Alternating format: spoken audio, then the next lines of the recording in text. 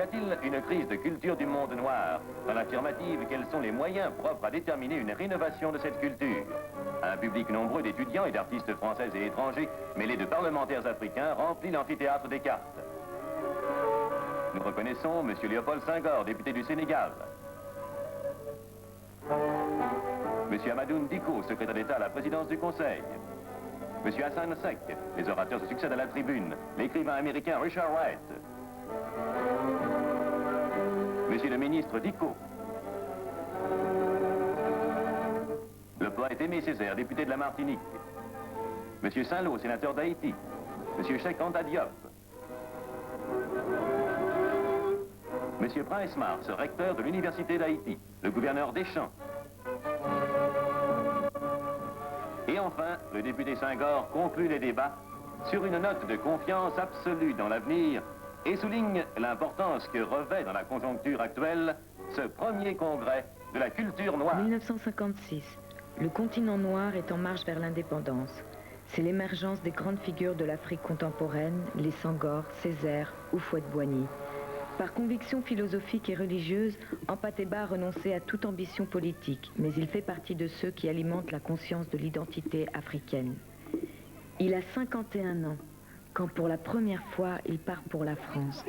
Le vieux Peul, l'homme de la tradition, mais aussi l'Africain forgé par la culture française, quitte sa terre et va découvrir la réalité d'un pays jusqu'alors imaginé. Avant qu'il ne soit quelqu'un dehors, Hampâté était quelqu'un à la maison. C'est un grand notable ici. Ce n'est pas n'importe qui, Hampâté. Il est sorti d'une grande famille. Il a côtoyé des grands ici. Il a été un homme de sa génération. Hampâté avait un nom, Amadou Hampâté-Bâ. C'est avec son nom, c'est à cause de son nom qu'il est allé en France, c'est à cause de son nom qu'il est allé à l'IFAN, c'est à cause de son nom qu'il est allé à l'UNESCO. C'est à cause de son nom qu'il a été ambassadeur. C'est à cause de son nom qu'il a côtoyé, il a fréquenté tous ces grands. Il a été invité lors de toutes ces réunions. En fait, ces réunions, c'était une espèce de reconnaissance de l'homme. Bien entendu, ça lui a permis aussi d'utiliser ça comme une forte tribune. Mais Hampâté, je vous l'ai dit, est un notable malien. C'est un sage malien. C'est un vieux malien. 1960. L'Afrique de l'Ouest tourne définitivement la page de la dépendance coloniale et affirme son autonomie. La République du Mali est proclamée sous le gouvernement de Modibo Keïta. Hampâté-Bâ, proche du président de Côte d'Ivoire Houphouët-Boigny, accepte de devenir ambassadeur du Mali à Abidjan. Le nouvel État malien a besoin du débouché sur la mer que lui offre le port d'Abidjan. Les réformes les plus généreuses ne vaudra que par...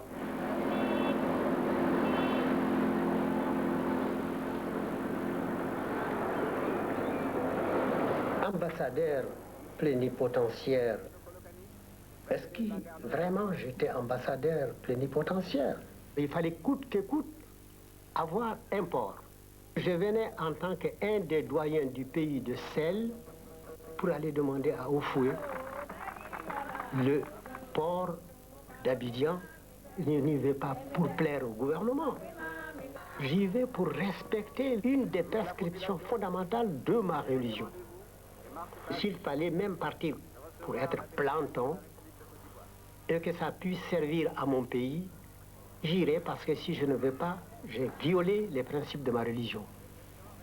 Et alors je ne suis pas prêt à le faire. Donc, il n'y a pas de problème. C'est à ce titre que je suis venu comme ambassadeur. Et quand je dis que je n'ai pas fait la politique, on me dit tout le temps, vous avez été ambassadeur. Et alors, voilà l'ambassadeur que j'ai été.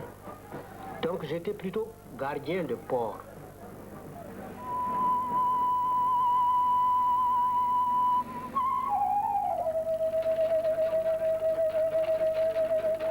Si on me demandait de symboliser quelle a été ma vie, je comparerais ma vie au pied d'un tisserand. Voyez-vous, des bas et de haut. Et puis aux mains d'un tisserand. Tiens, ça, c'est pas pour toi. Reprends ton machin. Tiens, ça, c'est pas pour toi. Donc, J'ai été à la fois frustré, gâté, à telle enseigne qu'il m'arrive de moment de me lever en disant « j'ai honte de demander à Dieu ». Oui, je suis tisserand, et même un bon tisserand. Tierno envoya quelqu'un chercher un métier à tisser composé des 33 pièces traditionnelles. Ce métier dont on enseigne qu'il symbolise, lorsqu'il est actionné par le tisserand installé en son centre, tout le mystère de la création se déployant à chaque instant dans le temps et dans l'espace. Il fit installer le métier dans la cour, contre le mur qui faisait face à sa propre case de prière, où il se tenait pour travailler, méditer et prier. Sa case était tournée vers l'est, direction de la prière, et le fil de chêne étendu devant le métier venait jusqu'à sa porte, de telle sorte que chaque fois que Mahabal levait la tête, il voyait Tierno, et que chaque fois que Tierno levait la tête, il voyait Mahabal. De tous les personnages évoqués par Amadou Hampâté-Bâ dans ses mémoires, si Tierno Bokar est le plus sage, Wangrain, incontestablement, est le plus fou.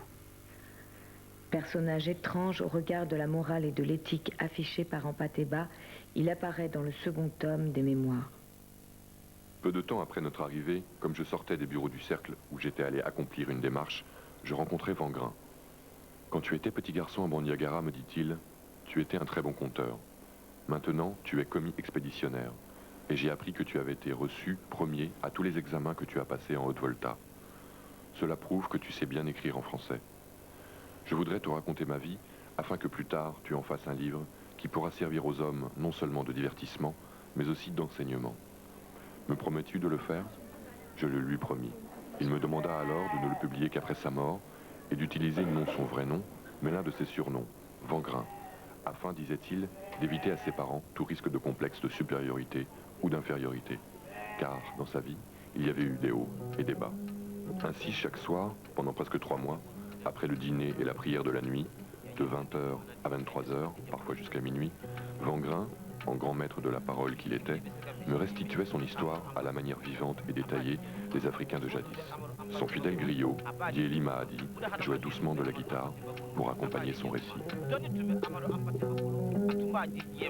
Le livre paraît sous le titre « L'étrange destin de Wangrain » et vaut à son auteur le Grand Prix littéraire de l'Afrique noire et beaucoup de questions. Qui est Wangrain? Homme sans scrupules mais cultivé, sans morale mais intelligent, sans amour mais non sans charité. Wangrain a soulevé beaucoup de questions. Parce que pour beaucoup, ce Wangrain-là, est-ce que ce n'était pas le vieux Peul lui-même? Mais le vieux Peul s'est toujours gardé de confondre Wangrain et Amadou Hampâté-Bâ.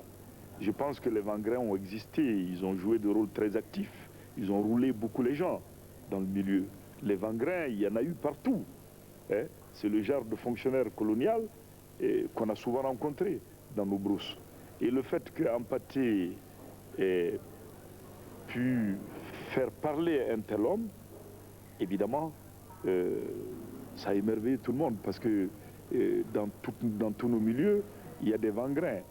On n'en parle pas publiquement, et pour une fois que ce Wangrain est décrit, cet homme est décrit, pour chacun, c'est presque une espèce de revanche, je comprends.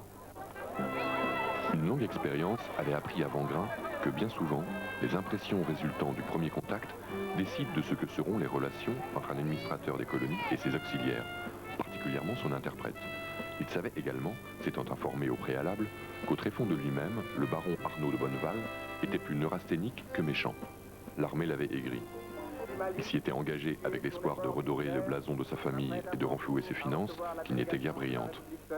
Mais hélas, sa carrière avait été brisée par un supérieur peu amène envers les hommes dont les noms s'ornaient d'une particule, que ce fût de, du ou de là. Le baron ne put jamais dépasser le grade de capitaine, alors que son ambition et ses hautes études le prédisposaient à devenir un général distingué.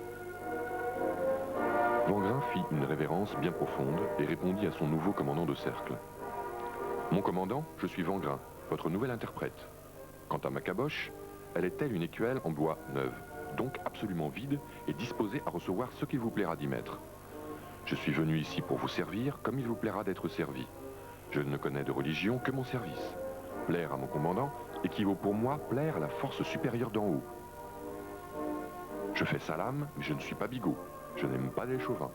Je suis pour la civilisation et particulièrement enthousiaste pour la civilisation française, mère des droits de l'homme et anti-esclavagiste. Dis donc, fit le commandant, Où as-tu appris à parler si bien le français? À l'école des otages de Caïs. Et aussi, à force de lire Dumas, Lamartine, Victor Hugo, Le Comte de Lille, Voltaire, La Fontaine, Alfred de Musset et Boileau. Je connais par cœur la phrase célèbre de Victor Hugo qui m'offre le moyen mnémotechnique de retenir la liste de mes auteurs préférés. Et quelle est cette phrase? La voici, mon commandant. Corneille, perché sur les racines de la bruyère, Boileau, de La Fontaine, Molière. Eh ben, mon cochon, tu es plus qu'un interprète. En 1962, Amadou Hampâté-Bâ siège à l'UNESCO comme représentant permanent du Mali. La tradition orale des griots a formé un orateur exceptionnel et original.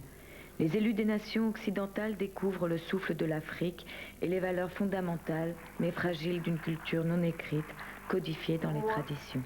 Je considère la mort de chacun de ces traditionalistes comme l'incendie d'un fonds culturel non exploité. Puisque nous avons admis que l'humanisme de chaque peuple est le patrimoine de toute l'humanité, si les traditions africaines n'étaient pas recueillies à temps et couchées sur du papier, elles manqueront un jour dans les archives universelles de l'humanité. Souviens-toi qu'en Afrique, un vieillard qui meurt, c'est une bibliothèque qui brûle. Et cette phrase est ambiguë, elle a souvent été mal comprise. Les jeunes, par exemple, ou d'autres, on dit « Ah, pour lui, c'est un plaidoyer pour la gérontocratie, avec les vieillards, etc. » Alors, il a souvent expliqué « Non, j'ai employé le mot vieillard au sens africain du mot, qui veut dire en Bambara, Tchekoloba, c'est le grand homme ou le vieil homme. Or, on peut appeler ainsi un homme de 20 ans ou de 30 ans s'il a des connaissances. Ça désigne l'homme empli de connaissances. » Allez à l'école du caméléon. C'est un très grand professeur. Et si vous l'observez, vous verrez qu'est-ce que le caméléon. D'abord, quand il prend une direction, il ne détourne jamais sa tête. Donc, ayez un objectif précis dans votre vie et que rien ne vous détourne de cet objectif. Et qu'est-ce qu'il fait, le caméléon? Il ne tourne pas la tête, mais c'est l'œil qu'il tourne. Il regarde en haut, regarde en bas. Ça veut dire, informez-vous, ne croyez pas que vous êtes le seul existant de la Terre. Et le caméléon, quand il arrive dans un endroit, il prend la couleur du lieu. Ce n'est pas de l'hypocrisie. C'est d'abord la tolérance et puis le savoir-vivre. C'est heurter les uns les autres n'arrange rien. Jamais on n'a rien construit dans la bagarre. La bagarre détruit. Il faudrait toujours chercher à comprendre notre prochain. Si nous existons, il faut admettre que lui aussi, il existe. Et qu'est-ce qu'il fait, le caméléon? Quand il lève le pied, il balance. Il faut savoir que si les deux pieds posés ne s'enfoncent pas, c'est après qu'il va déposer les deux autres. Ça s'appelle de la prudence dans la marche. Et sa queue est préhensible. Il l'accroche, il ne se déplace pas comme ça, il l'accroche pour que si le devant s'enfonce, qu'il reste suspendu. Ça s'appelle assurer ses arrières.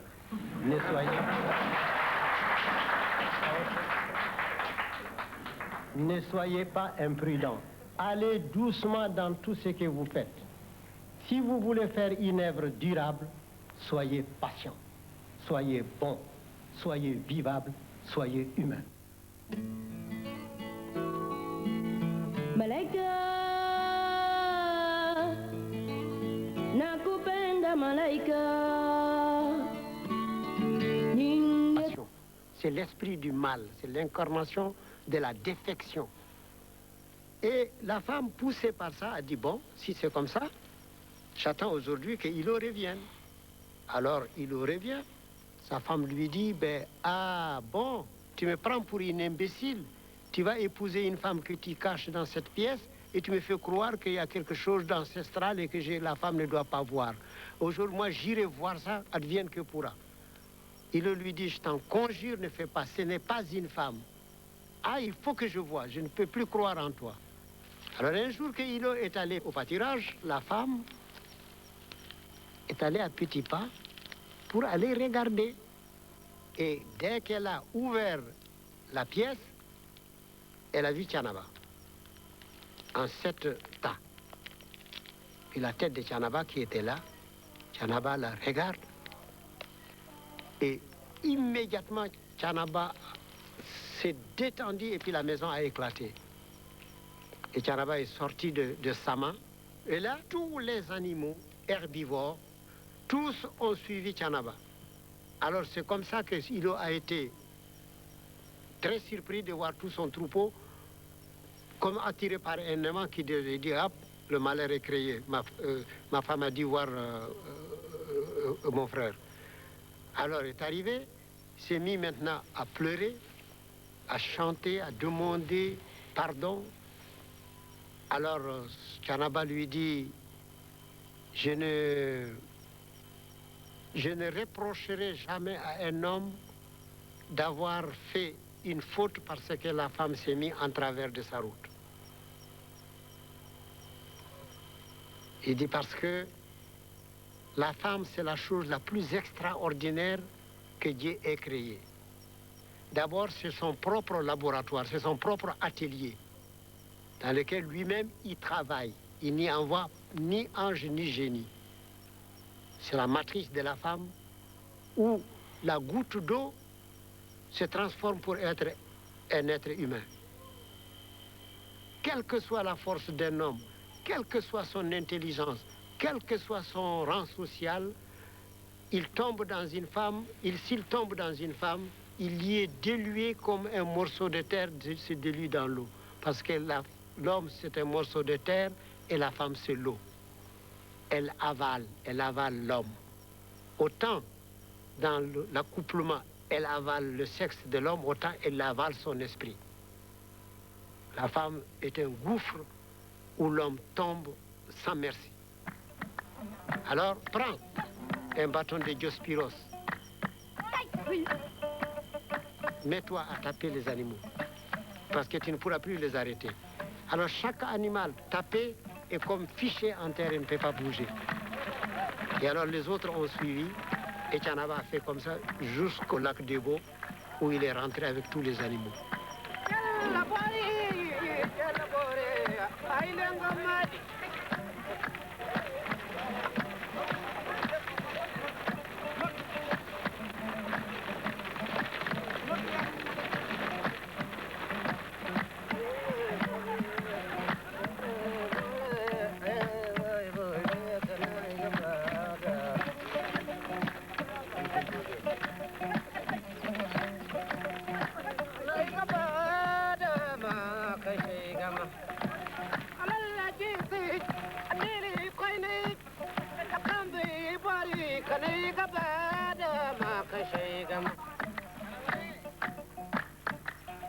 L'histoire mythique fait dire que la boucle du Niger est considérée comme le lieu où les deux races se sont fondées pour former une troisième race, et dont le Peul est le prototype, parce qu'il est blanc parmi les noirs et il est noir parmi les blancs.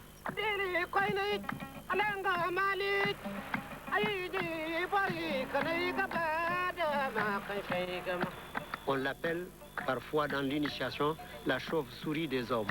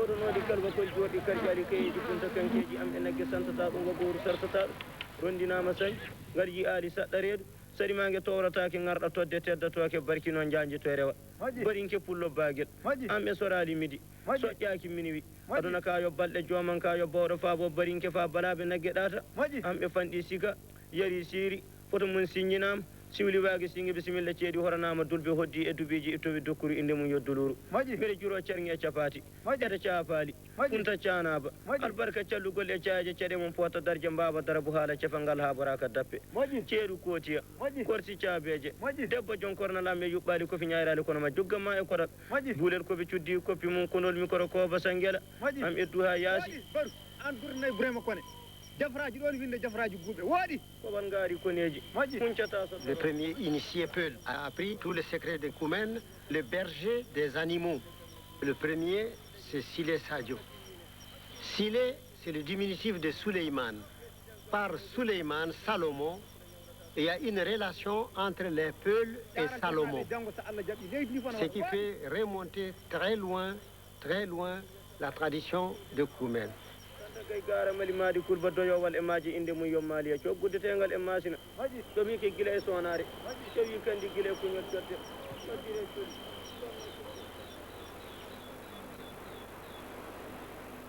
L'initié est considéré comme devant mourir au monde matériel pour ressusciter dans le monde spirituel. On enseigne tout ça à l'adepte. Il faut que le jeune Peul achète un bouc qui va immoler, distribue la viande d'une manière charitable. Avec la peau, il fait une outre, il remplit cette outre d'eau et se promène dans le marché. Et alors la première personne qui lui demandera « donne-moi à boire », ce doit être ou son initiateur ou celui qui doit le mener vers son initiateur. Et là, l'initié avec son guide viendront ensemble faire les présentations. Le maître va soumettre la question à tout le monde, dire ce qu'il est venu chercher, l'inviter à s'asseoir, et là, il lui racontera la marche, la quête de Silé quand il a rencontré Koumen, jusqu'à la 12e clairière où il est éclairé par le 7e soleil. Koɗon celli suude sukaɓe koɗi jawɗano ndeni jambari kala bismillah ko ɗum waddi on maître, je viens vous demander de m'initier. Il dit cesse d'être ce que tu es afin que je puisse faire de toi ce que je suis, et après tu remettras ce que tu es par-dessus ce que je suis. Wiyete muñnu jande te saabu kosam andal e ley endu jande yaltata jotte. Alors là, tu auras 1 plus 1, tu auras toi plus moi, et tu seras 2. On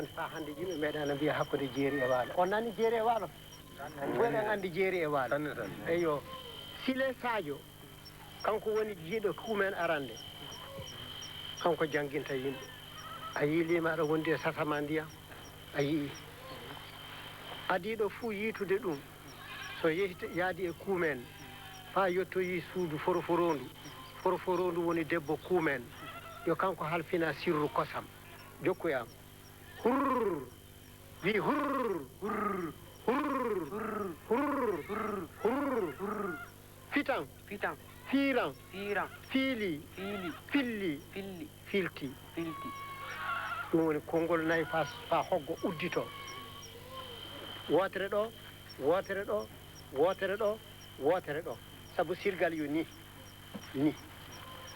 jihaji nayi ɗi mbam tongorongo mbam tongorongo mbam tongorongo mbam tongorongo biye mbam tongorongo mbam tongorongo mbam tongorongo mbam tongorongo mbam tongorongo mbam tongorongo mbam tongorongo nayi yo nayi ɗum wiiɗi nayi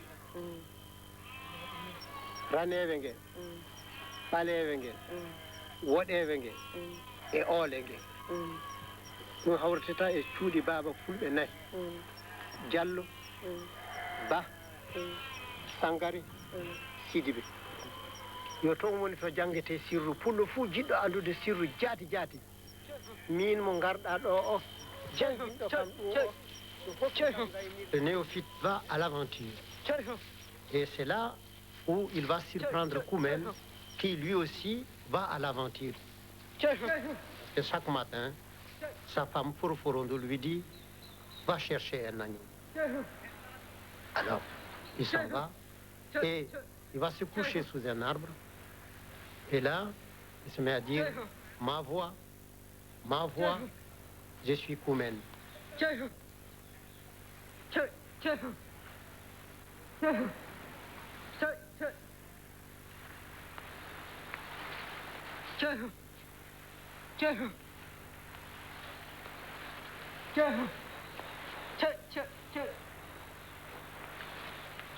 Le néophyte suit la voix de Koumen. Il trouvera Koumen assis. Il dit, que fais-tu? J'ai perdu une vache, je la cherche. Et je cherche la connaissance. Et pourquoi tu m'as dit que tu cherches ta vache? Il dit, oui, c'est ma connaissance. La vache symbolise la connaissance. Et la connaissance est la seule fortune qu'on peut dépenser totalement sans réussir à épuiser. Vous pouvez la donner totalement à votre néophyte. Il sera aussi riche que vous sans vous appauvrir. La connaissance est la seule richesse qui peut faire ce jeu-là.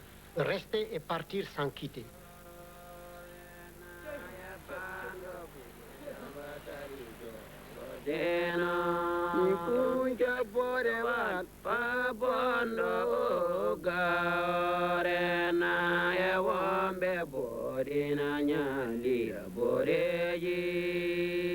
Tope kode luenyemba koba kode corona bauli kode vesige nali jena korobe pejorena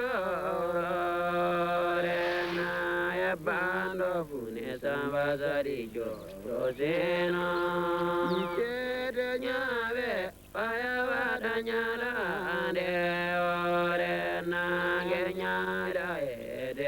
Il est sorti de la ville, de la quête d'argent, de sentiments de famille. Il a tout abandonné.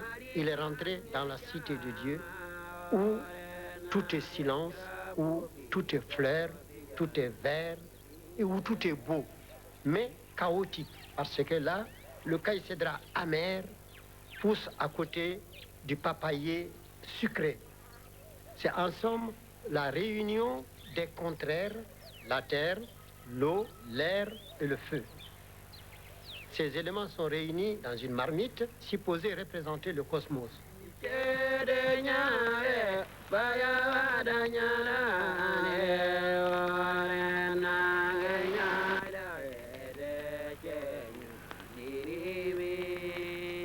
Kedana jaule ngari kange jamorena ya jabu filo fijana ngefile.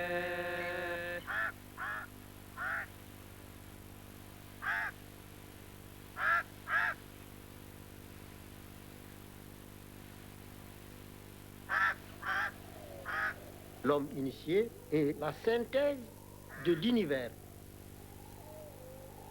Ses cheveux sont considérés comme les forêts, ses poils sont des arbres ou des herbes disséminées, ses nerfs constituent de rivières et de fleuves.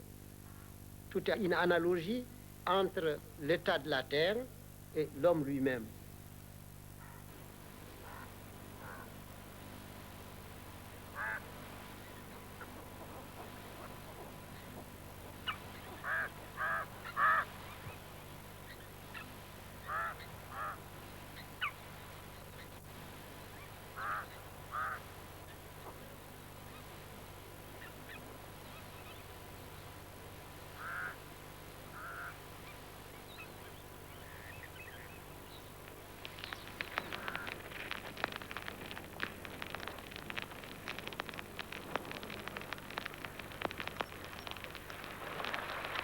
L'adepte a vaincu la terre, c'est une passion.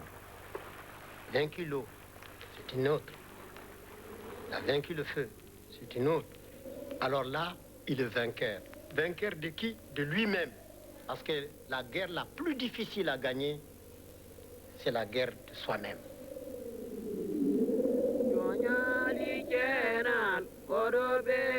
jorena ya bando bune zamba sari jorosena Nikunja borewan pabondo garena ya wambe borina nyandi boreji Geto be kode luyenye mbako ba kode corona bali kode betige Jonya di jena koro bebe jorena ya ba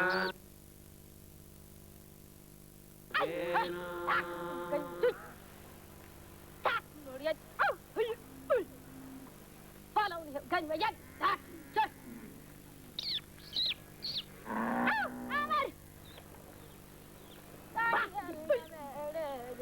lo mi da da lu ba di gan ji vel ne nga lang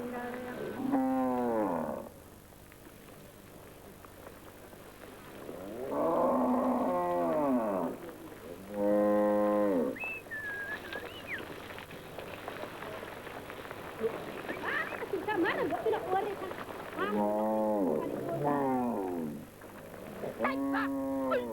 Tak berjejak.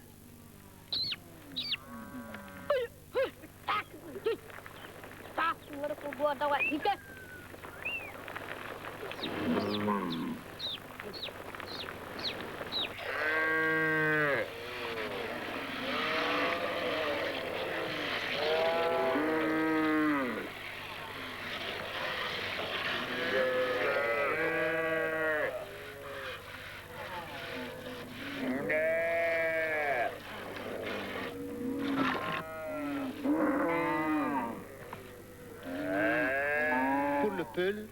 L'élevage n'est pas une question économique, c'est une question culturelle. L'alliance entre le peul et le bovidé est telle que le peul ne mangeait jamais, il ne mangeait de viande. Il était presque végétarien. Du bœuf, il ne vit que de son produit, le lait. Alors il y a toute une initiation sur le lait. Et jadis, on ne vendait même pas le lait, on l'échangeait plutôt. On va trouver un agriculteur, on lui donne du lait et il vous donne du mil. Alors on dit, il a échangé son... On ne dit pas, il a vendu le lait. On dit, il est trop noble pour être vendu. On le donne en mariage contre une dot. On ne le vend pas.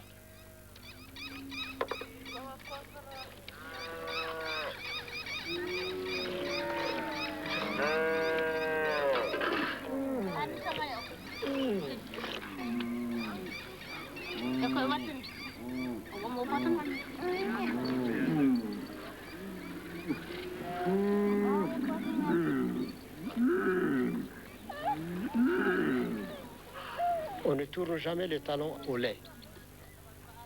Dans la cage de chaque femme, il y a le lit et puis du côté de la tête, il y a un autel. C'est là où on dépose rien que ce qui se rapporte au lait. Tous les gris-gris qui ont trait à la prospérité des troupeaux, les objets rituels pour la célébration du culte de Koumen.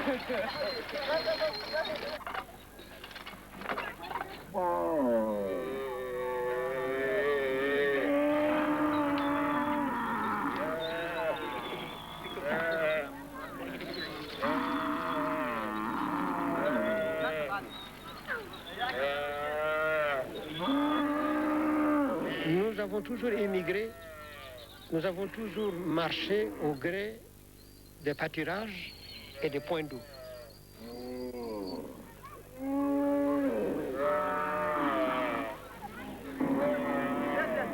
Nous avons toujours une idée dans la tête, le sud.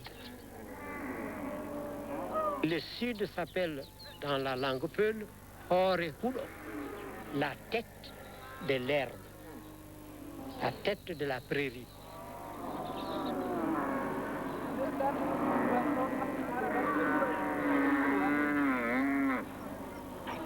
Le peul est le berger du monde. Donc ça traverse les âges. Et la tradition passe de génération en génération pourvu qu'il y ait la graine.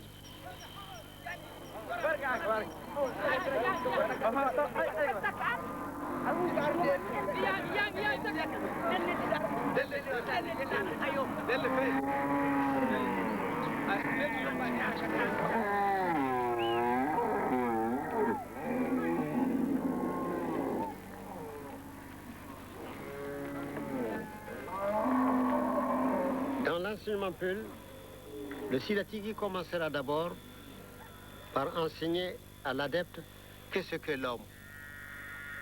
Parce que la vie de l'homme est divisée en 9 périodes ascendantes et 9 périodes descendantes. Mais chaque période est composée de 7 ans. Le premier septennat va du jour de la naissance à la 7e année. Pendant cette période, l'enfant est à l'école de sa mère et rien qu'à l'école de sa mère. Il ne voit, il n'entend, il n'a confiance qu'en sa mère. Là, on dit qu'il est resté dans le bas-ventre de sa mère ou bien dans le giron de sa mère.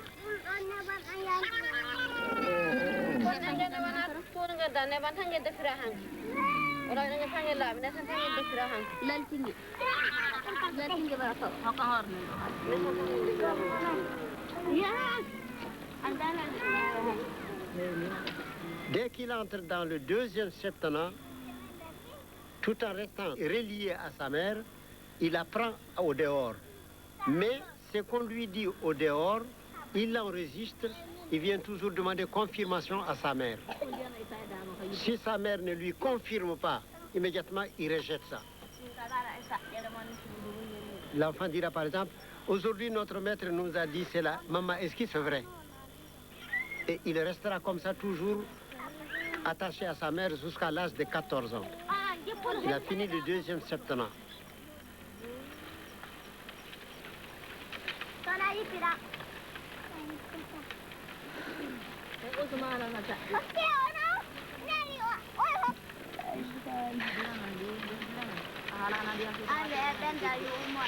Il prend le 3e septennat.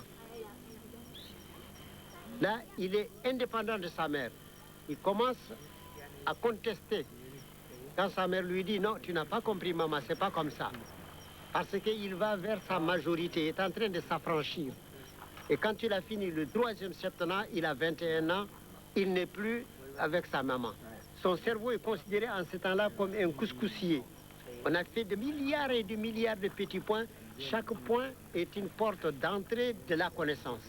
C'est dans les 21 ans qui suivent, c'est-à-dire 3 fois 7 encore, qu'il fait germer, pousser et mûrir tout ce qui a été sémé dans son cerveau. À sa 42e année, il est devenu un homme. C'est en ce temps-là seulement qu'il a droit à la parole. Mais jusque-là, on peut lui prêter la parole.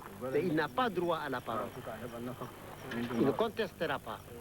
Il apprendra seulement à écouter.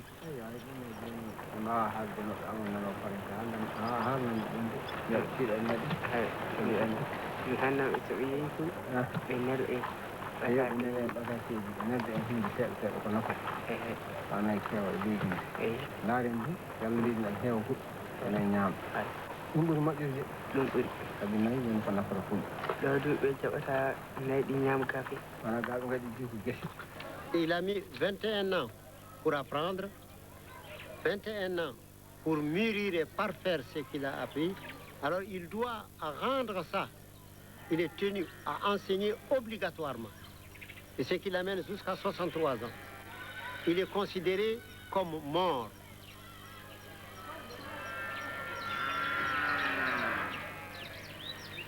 Il est hors du parcours, on ne peut plus lui imposer quoi que ce soit. Mais il sert par dévouement. Mais ce n'est pas par obligation, on ne peut plus l'astreindre. Alors, il devient une sorte de roi. Il dicte, il plaisante, il fait tout ce qu'il veut. Il est bouffon, il est sérieux. Ça devient un fétiche vivant.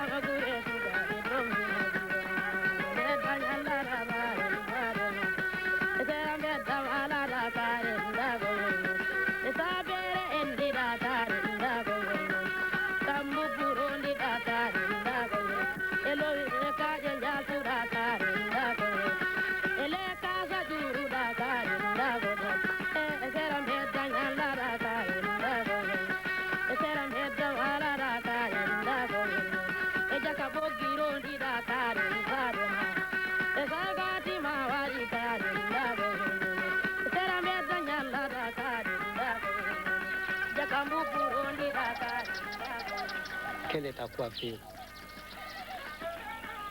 La coiffure de la femme Peul prend la forme des grandes cornes de ce bouquetin. On l'appelle l'animal de l'ancêtre.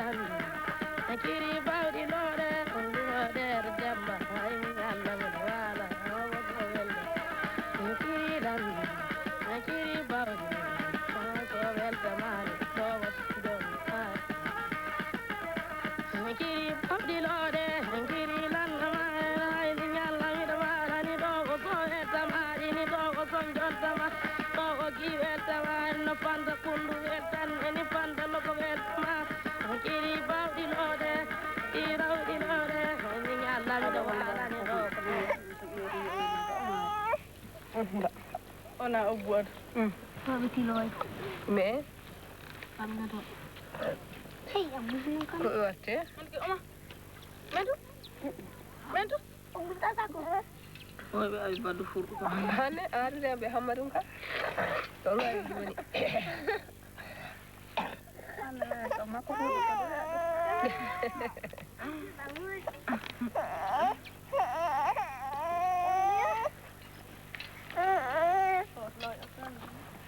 Non, non, ça va.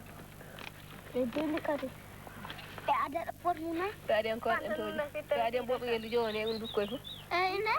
La femme Peul, qui est la femme la plus exigeante que Dieu ait créée sur la terre.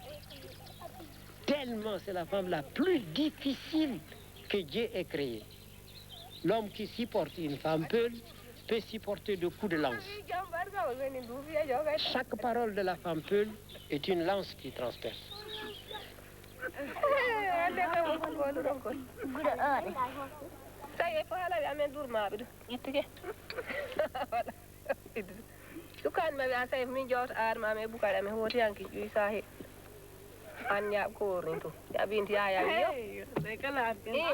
Et cette femme qui n'accepte rien de son mari accepterait qu'elle soit abandonnée pendant 6 mois à condition que le mari dise « je suis parti avec les bovins ».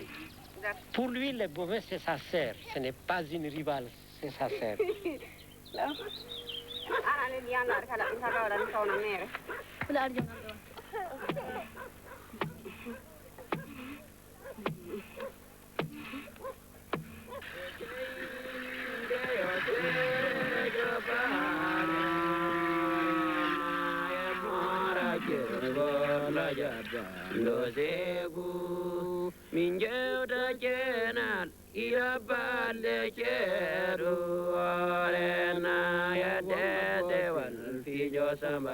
L'adepte a fini le cycle aérien, donc il a fini pratiquement son travail initiatique.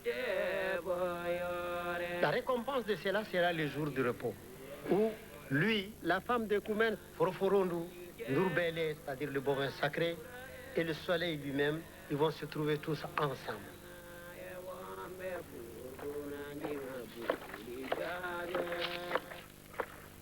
Toute l'initiation tourne autour de Foroforondu, la déesse du lait qui garde les secrets.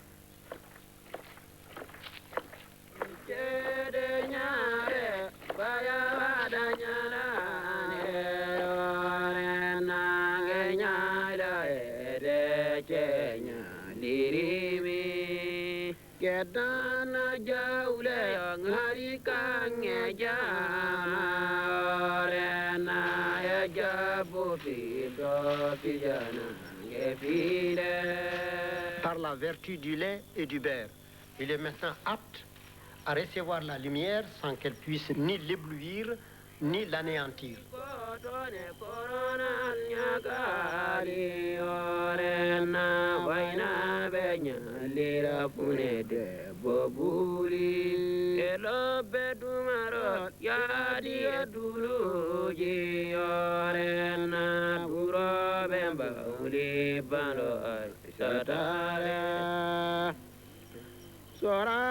Est père de la terre, parce qu'elle est maternelle.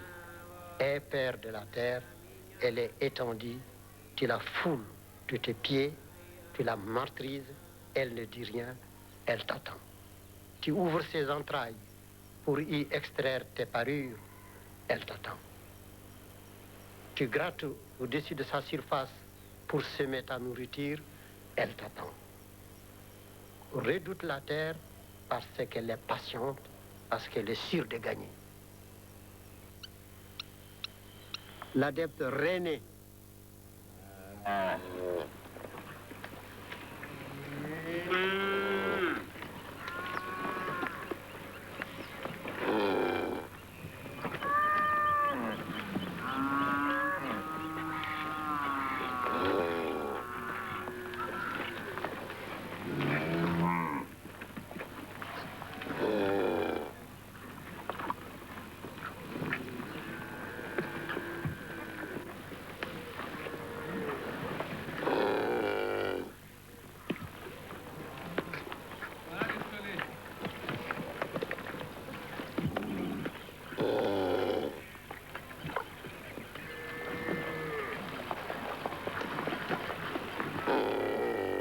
L'adepte René, il renaît dans la vie du parc.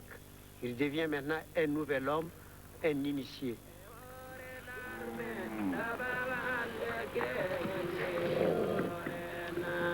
larme bontina nora labari di mercata che sta di marni le ore na e che che padra di te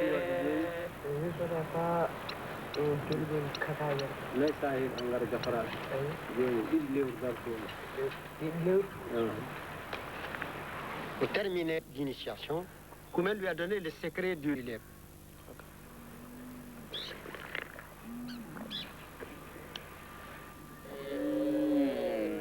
C'est en ce temps-là qu'il lui donnera tous ses attributs. L'accord de lettre aux 28 nés qui sont considérés comme le domicile de Dieu, comme l'habitat de Dieu.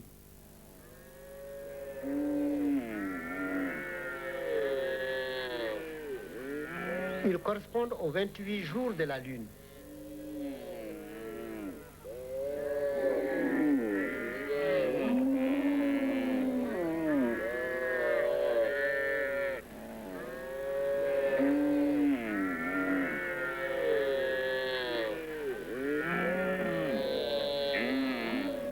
Chaque fois qu'on défait un nez, on sort un dieu. On dit ce qu'il est. Ce ne sont pas de dieux dans le sens de Dieu, ce sont des forces.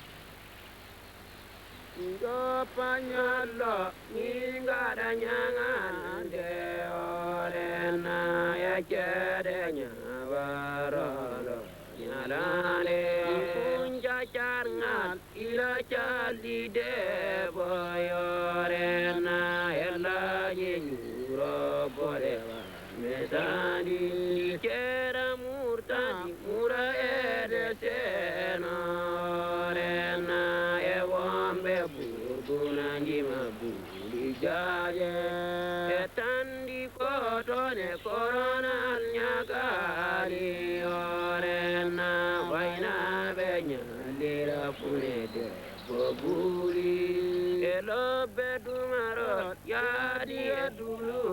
Alors, si le Sayo, il va rencontrer une dernière épreuve, c'est en affrontant le lion qu'on verra si sa dernière paire est partie.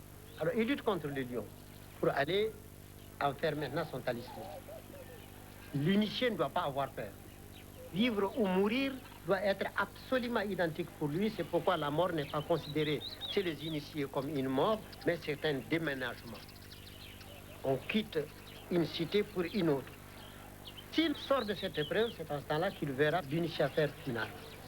Le pasteur sublime lui soufflera dans son oreille gauche le nom sacré de la vache.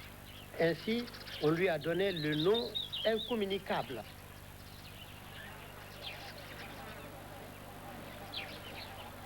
Ce nom sacré est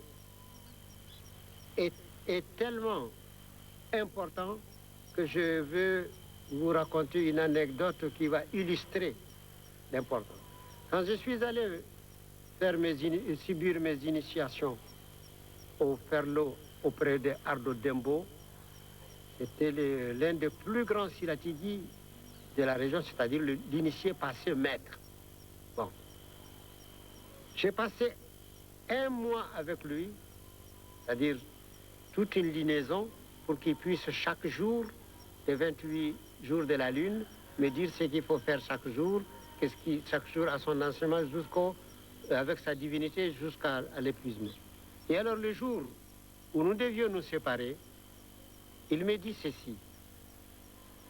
Ampaté, depuis que j'ai reçu mes initiations, jamais aucun néophyte ne m'a mis sur la sellette autant que toi. Je n'ai jamais été questionné comme tu l'as fait. À telle enseigne qu'au dernier moment, j'avais toujours peur que tu ne me poses une question que je ne peux pas répondre. Tellement tu m'as posé des questions. Il dit, je suis en même temps émerveillé et éprimé. Hélas, ce que j'ai constaté, c'est, excuse-moi, j'ai vu que tu aimes le Peul, mais tu n'es pas un Peul. Alors pour moi, c'était une catastrophe. Dire que je ne suis pas Peul, Mais j'ai dit que tu n'es pas Peul parce que tu m'as demandé tout ce qu'il faut. Tu m'as questionné sur les 4 éléments, l'eau, la terre, le feu, les astres et puis tout. Tu ne m'as pas posé la question que le Peul doit inconditionnellement poser. Tu m'as posé toutes les questions en négligeant celle que doit poser le Peul. Je lui dis, mais quelle est-elle, cette question? Il dit, me demander le nom de la vache. J'ai dit, le nom de la vache, mais je connais le nom de la vache. Il dit, comment s'appelle-t-elle? J'ai dit, Nagué. Il me dit, non, c'est un pseudonyme, ça. Ah, j'ai dit, c'est un pseudonyme? Il dit, oui. Ah, j'ai dit, alors, mais quel est le nom de la vache? Ah, il dit, ça, il faut revenir chercher parce que si je te le disais maintenant, ça ne te servira pas. Il dit, on le sollicite, mais on ne le donne pas. On ne le donne pas bénévolement. Alors, refais le voyage, ou bien si tu ne refais pas le voyage, si un jour tu tombes sur un Silatigui, la première question en tant que Peul que tu dois lui poser, maître, veux-tu me donner le nom secret de la vache? Et s'il te le donne, tu ne manqueras jamais de vache en l'appelant, elle répondra toujours.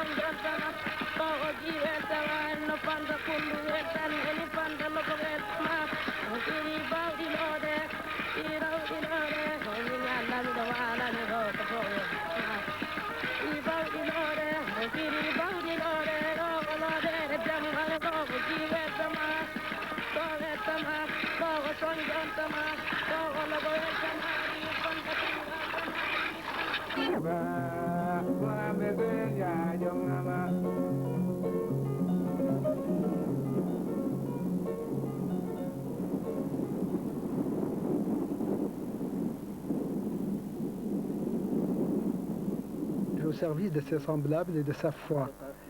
C'est dans cette optique qu'il effectue en France depuis 1974 des séjours qui lui permettent de sauver beaucoup d'âmes et aussi d'aider à résoudre des problèmes concrets dans la vie des gens. Ce que nous pouvons ajouter au propos du jeune Malik, c'est que son grand frère est en train de rendre en ce moment même un éminent service à l'ensemble de la communauté musulmane. Il apporte dans l'interview qui suit une contribution remarquable à la recherche de solutions au problème central de la vie des musulmans en pays non musulmans. Apaisante, conviviale, puisée aux sources de la sagesse africaine, ces réponses sont pourtant très solidement argumentées en référence au Coran et à la Sunna du prophète. Jusqu'à la fin des temps.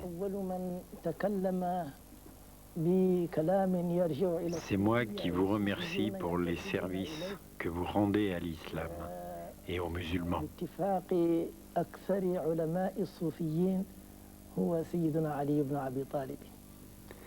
Concernant le soufisme, il est admis dans notre communauté que le premier à lui avoir donné droit de cité est l'imam Ali, cousin et gendre du prophète et 4e calife. Il avait coutume de dire qu'il était l'un des représentants de Dieu sur terre et qu'à cet effet, il était qualifié pour diriger l'action et la vie spirituelle de ses contemporains.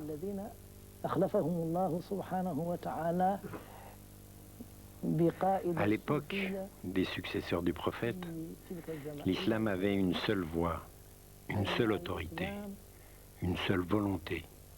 Et tous les fidèles avaient un guide commun, le calife, qui montrait la vraie voie, la vraie foi. Ensuite, les musulmans se sont malheureusement divisés, chacun pour soi. Alors sont apparus les maîtres du soufisme pour aider les fidèles à trouver le chemin de la spiritualité.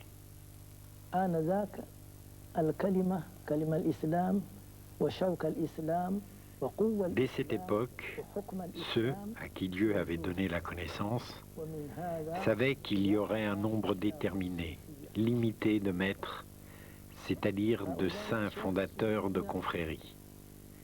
Mais tout le monde n'était pas d'accord sur le chiffre, 300 ou 313. Vous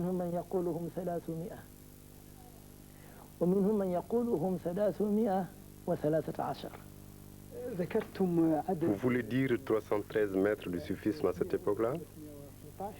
Non, 300 ou 313 fondateurs de confréries du début de l'islam jusqu'à la fin des temps. Si le soufisme est si important, pourquoi beaucoup de musulmans et même de oulémas ne suivent-ils aucune voie soufie?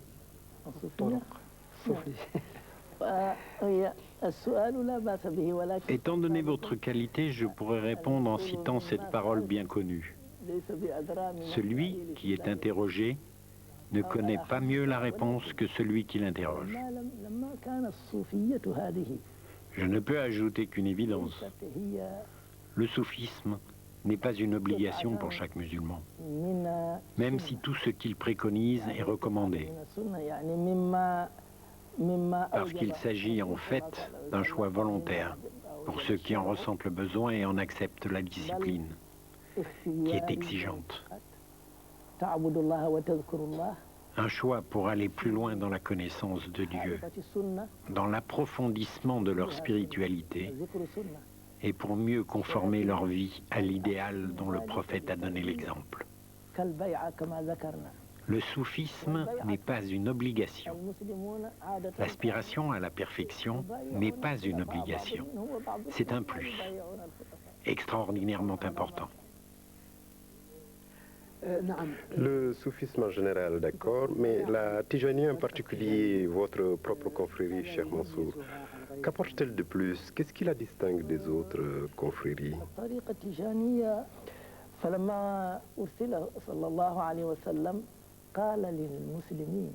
C'est la dernière des voies du soufisme.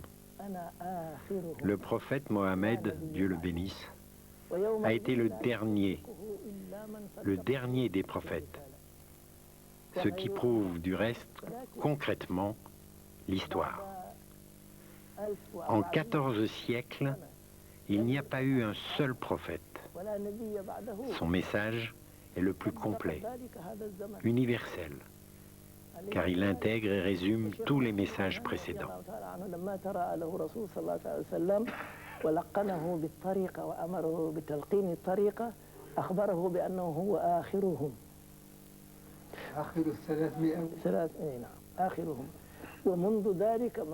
De même, à un autre niveau, notre Cheikh Ahmed Tidjani est le dernier des fondateurs de voies mystiques. Lorsque le prophète lui est apparu, il a informé qu'il était le dernier des maîtres du soufisme.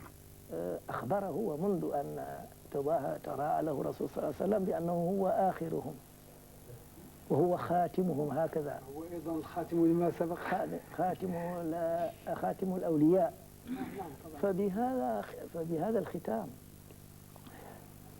تكون طريقته شاملة لبركات الطرق كلها ولأسرار الطرق كلها فهذه هي الميزة التي لها لطريقة التجانية إن كنت سائل ذلك.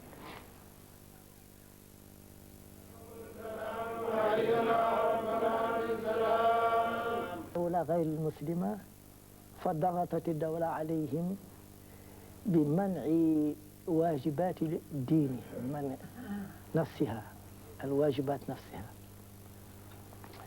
بل المسلمون يصلي كما شاء ويصوم كما شاء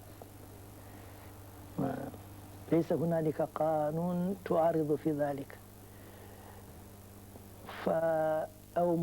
J'ai constaté que par la grâce de Dieu qui nous comble de ses bienfaits, aucune autorité de ces pays où vivent les musulmans ne leur impose d'abandonner leur religion, leur prière, leur ramadan. À partir de là, lorsqu'un musulman n'est pas contraint à l'abandon de sa foi ou des pratiques essentielles de son culte, le reste dépend avant tout de lui-même, de sa force de conviction et de caractère, de sa force et de sa faiblesse.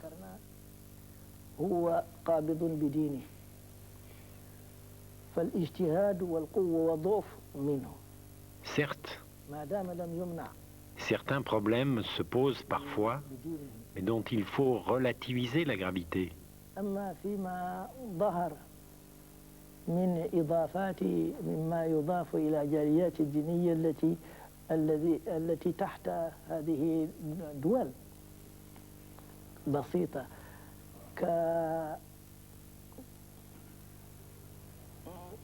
كالخمار المسلمون البنات البالغات. Ainsi, le voile. Il s'agit effectivement d'une obligation pour les femmes et les jeunes filles. Mais reconnaissons d'abord que cette obligation n'est même pas respectée dans nos pays musulmans, sinon par une minorité. فلذلك لا نجعلها حجة عندنا نحن ولكن نرى أن هنالك وإن كان 5% أو 10%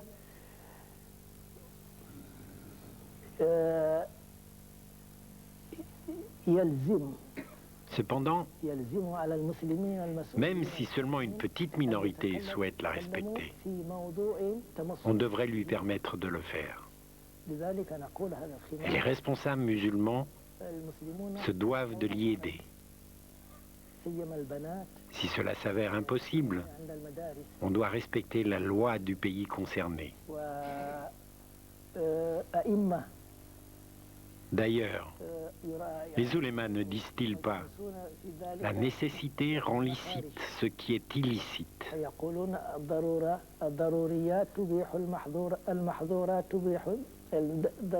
Nous devons tenir compte d'une chose.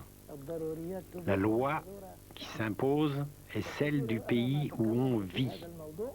Et encore ceci. Ce n'est pas la loi en question qui est allée s'imposer aux musulmans dans leur pays, ce sont les musulmans qui sont venus dans le pays de la loi.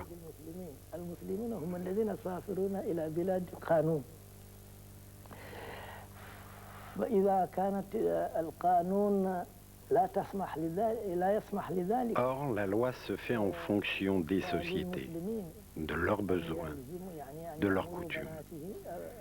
Donc, lorsque de nouveaux arrivants viennent d'autres pays, d'autres sociétés, il est inévitable que cela comporte des inconvénients pour eux, des gênes.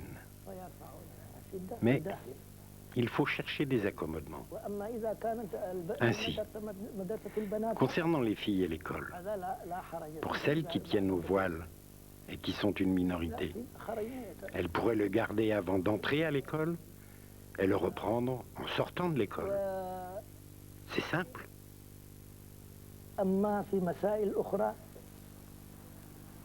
المسلمون يتكلمون في ذلك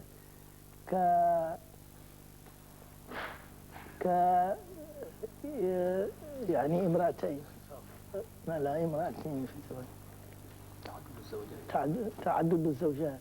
Autre problème à relativiser, celui de la polygamie. La loi du pays d'accueil l'interdit. Mais pour qu'il y ait problème, il aurait fallu que cette pratique fût imposée par la religion. Est-ce le cas? Non. La polygamie n'est pas une obligation pour les musulmans.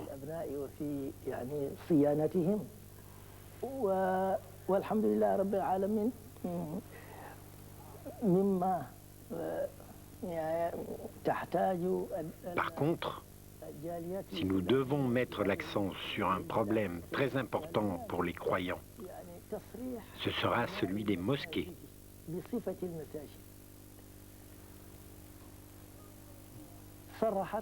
Par bonheur, reconnaissons-le, il y a des progrès. Il existe maintenant des lieux de prière et quelques mosquées, mais pas assez, loin s'en faut. J'insiste sur le mot mosquée, dans le sens plein de ce mot. C'est une demande fondamentale que nous nous devons de formuler explicitement.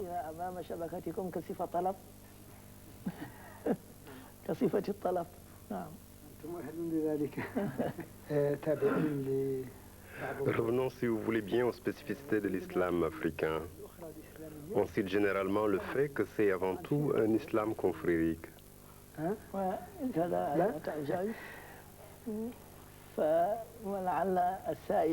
C'est une erreur. Cela n'est pas particulier à l'Afrique. Je prends l'exemple de l'Égypte, où les confréries sont encore plus répandues, où elles jouent un rôle politique et se sont même organisées au sein d'une association influente. اجتمع جميع الطرق المصرية كلهم في جمعية واحدة شيخ مشايخ طرق الصوفية وطرق الصوفية قليلة في أفريقيا بالنسبة للبلاد العرب وبالنسبة للمغرب الإفريقية الجنوبي هناك أكثر بكثير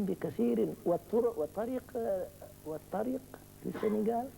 Même la Tidjaniya, devenue si africaine, est arrivée au Sénégal grâce à un shir mauritanien, Shir Mohamed El Hafed Changiti, qu'il avait reçu du shir Ahmed Tidjani, lui-même, comme on sait, né en Algérie et mort au Maroc. بعدما ارتحل شيخنا أحمد تيجان من الجزائر إلى فاس وهو جزائري وطنا ومسكنا ثم طريقة قادرية قبل تيجانية وهذا من بغداد ما من طريق أبدا في السنغال. Avant la Tidjaniya, la Kadiriya est venue de Bagdad. Mais peut-être les Africains vivent-ils leur foi, leur soufisme, avec beaucoup de conviction et de spontanéité, ce qui donne l'impression qu'ils sont plus soufis que d'autres. يغلط كثير من الناس يظنون لأن فقط التحقيق الصدق يحتاج لتصوف فلما كان أهل الإفريقية هم إذا تمسكوا بهذا هم يصدقون في ذلك فلذلك هنالك أظهر ولكن العيون كلها من الشرق أو من الغرب.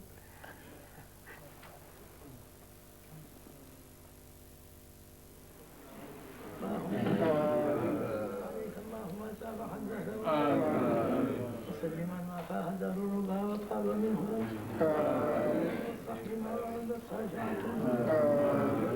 اللهم ببركة نبيك المصطفى ورسولك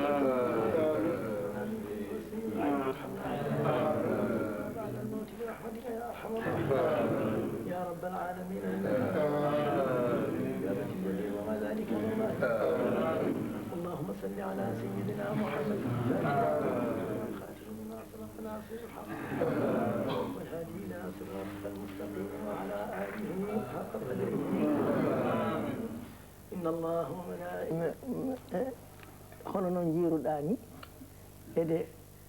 Comme vous voyez, ces gens ont chacun pris la voie Tidjani. La voie Tidjani leur sert de centre d'éducation. طريقة تيجاني كونوكو نهيرد. طريقة تيجاني est un centre de rééducation pour les âmes délinquantes. Dernièrement, j'ai réuni partout où je suis allé des jeunes nés ici, pour leur dire comment ils doivent se comporter et ce que l'islam enseigne. Je les exhorte à se comprendre avec leurs parents et leur explique que c'est par eux qu'ils peuvent comprendre qui ils sont. Je les exhorte à se prendre en main en apprenant et pratiquant les principes fondamentaux de l'islam. J'ai constaté que nos coreligionnaires arabes s'évertuent à amener leurs enfants à la mosquée et à les conduire à l'école de la médersa pour les former en arabe comme en français. Nous autres aussi, Dieu merci, nous nous évertuons à faire de même. Nous pensons aller de l'avant. Quand nous serons à même de pouvoir disposer de mosquées et d'instituts d'éducation qui ne soient ni des caves, ni des parkings, ni des maisons délabrées, isolées et non conformes aux principes de la pratique religieuse. Nous y apprendrons à nos enfants la pratique de la religion, nous leur enseignerons nos langues d'origine, avec la langue de la religion, tout cela bien entendu avec la langue française, qui en tant que langue d'accueil est la langue véhiculaire. Cher, vous avez beaucoup voyagé. Vous avez en particulier fait le pèlerinage au lieu saint de l'islam, y compris Jérusalem. Quels souvenirs en gardez-vous? Le pèlerinage à Jérusalem était effectivement une épreuve difficile à l'époque pour les musulmans.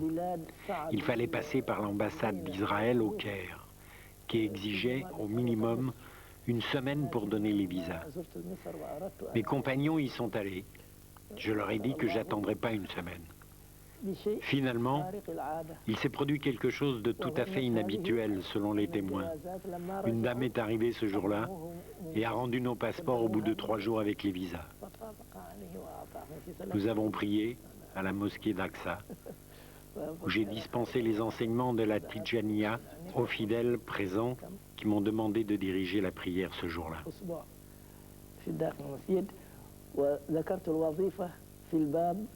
ولقمت الطريقة التيجانية في العمال الذين كانوا هنالك.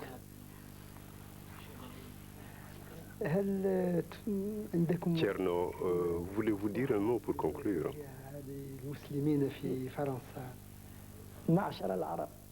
Pour terminer cet entretien, si vous le permettez, je voudrais dire à mes frères en islam 2 choses.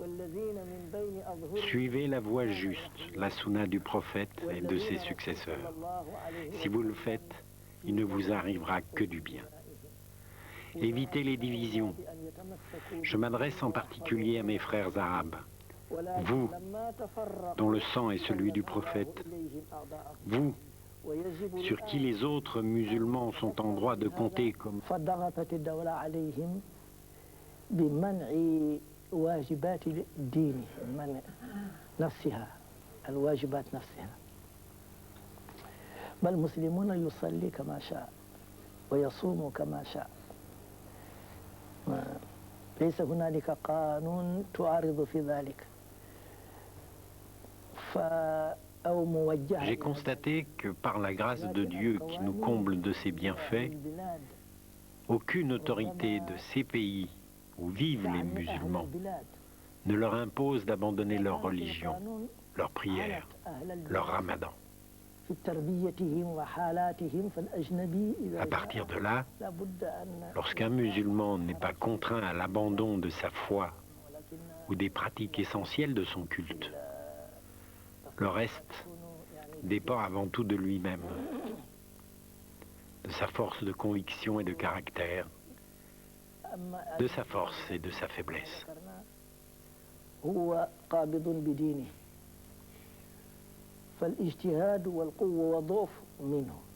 Certes, certains problèmes se posent parfois, mais dont il faut relativiser la gravité. من إضافات مما يضاف إلى جاليات الدينية التي تحت هذه الدول بسيطة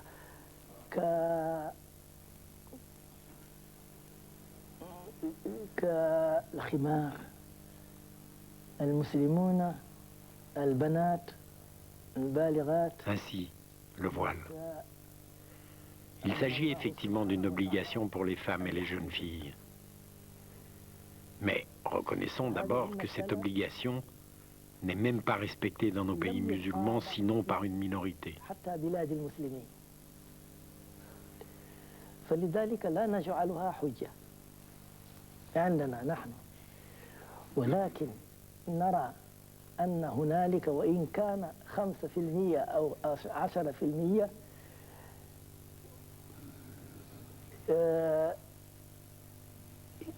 يلزم Cependant, même si seulement une petite minorité souhaite la respecter, on devrait lui permettre de le faire.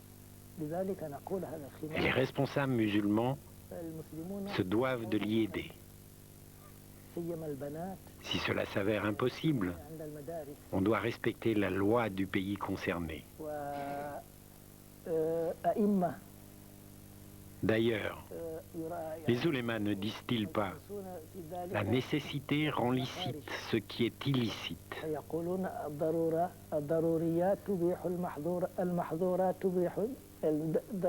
Nous devons tenir compte d'une chose. La loi qui s'impose est celle du pays où on vit. Et encore ceci. Ce n'est pas la loi en question qui est allée s'imposer aux musulmans dans leur pays. Ce sont les musulmans qui sont venus dans le pays de la loi.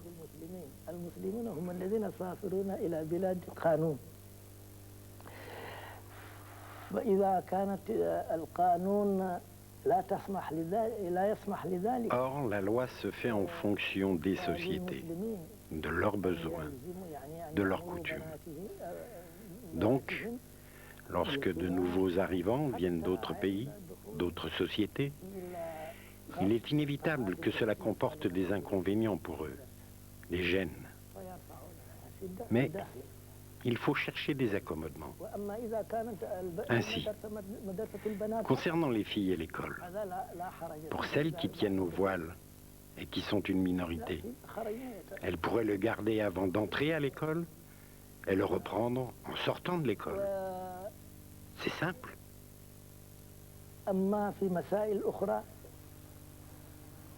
المسلمون يتكلمون في ذلك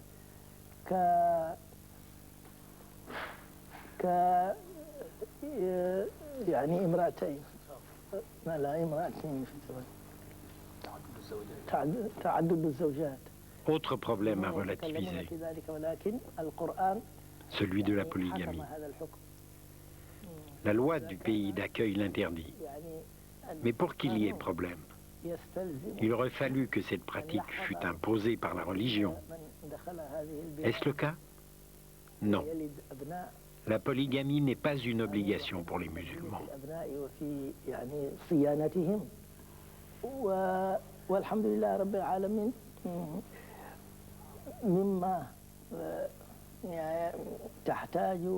Par contre, si nous devons mettre l'accent sur un problème très important pour les croyants, ce sera celui des mosquées.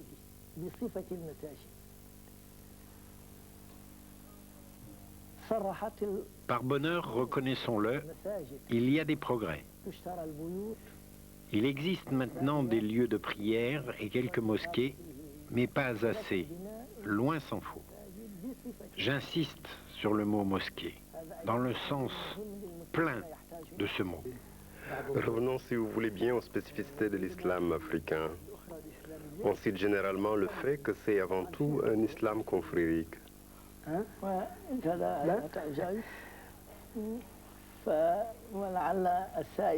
C'est une erreur.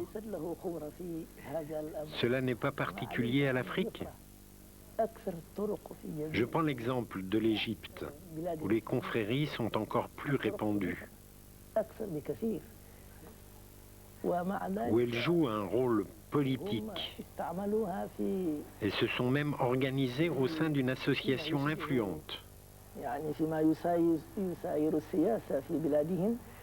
اجتمع جميع الطرق المصرية كلهم في جمعية واحدة شيخ مشايخ طرق الصوفية وطرق الصوفية قليلة في أفريقيا بالنسبة للبلاد العرب وبالنسبة للمغرب الإفريقية الجنوبي هناك أكثر بكثير والطريق في السنغال. Même la Tidjaniya, devenue si africaine, est arrivée au Sénégal grâce à un shir mauritanien, Shir Mohamed El Hafed Changiti, qu'il avait reçu du shir Ahmed Tidjani, lui-même, comme on sait, né en Algérie et mort au Maroc. بعدما ارتحل شيخنا أحمد تيجان من الجزائر إلى فاس وهو جزائري وطنا ومسكنا ثم طريقة قادرية قبل تيجانية وهذا من بغداد ما من طريق أبدا في السنغال. Avant la Tidjaniya, la Kadiriya est venue de Bagdad. Mais peut-être les Africains vivent-ils leur foi, leur soufisme, avec beaucoup de conviction et de spontanéité, ce qui donne l'impression qu'ils sont plus soufis que d'autres.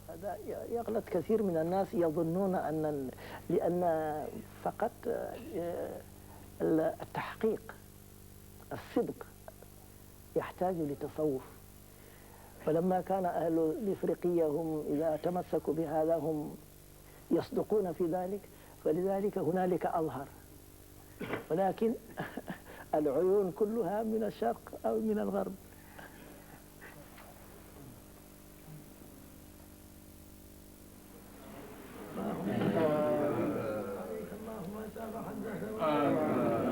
مسلما ما فاه الدهر وطاب منه